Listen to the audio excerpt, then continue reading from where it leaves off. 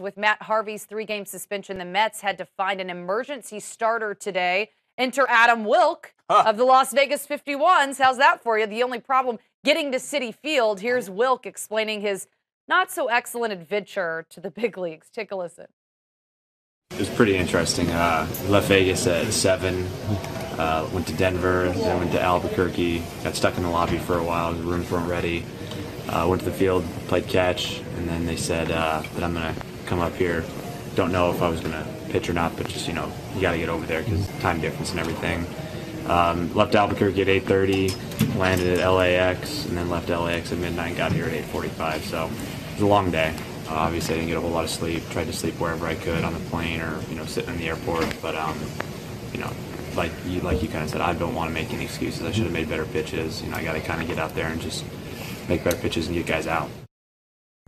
I think it's fair at this point to call the Mets a dumpster fire. Syndergaard out for the foreseeable future. Harvey getting a few days to himself to think about what he's done. And a young pitcher now zigzagging across the country to get lit up by Giancarlo Stanton and the rest of the Marlins roster.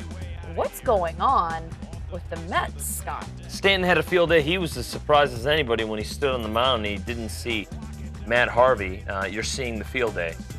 What's going on with the Mets?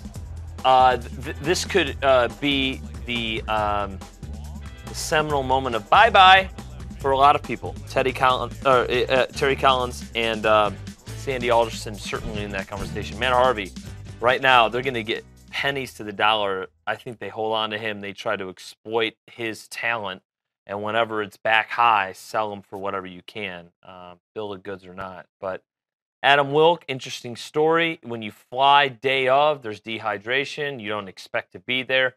It's understandable when they get routed 7-0. And, he's in AAA for a reason. The Mets are a much more macro problem. A dumpster fire, I think, is very fitting.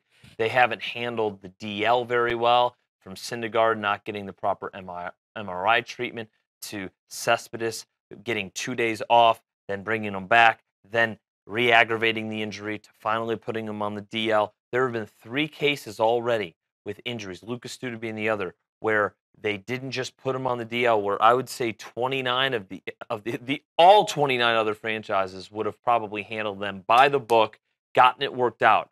You also start questioning, why is this franchise, more than any other franchise, had players on the DL for the amount of days and the instances since 2015, albeit being in the playoffs, Laura, in 15 and 16, trying to do 3 years in a row for the first time since the franchise started roughly 50 years ago. So they need to question the way their medical staff treats these players. They need to reassess their training staff and how they rehab and train these players. And Sandy Alderson, if he keeps his job, needs to start getting better media training. This team, incredibly, still, in my opinion, still has about a 30% chance of getting one of the wild cards in the NL. We are going to keep it in the majors. Yeah, that's a hot take tonight, maybe.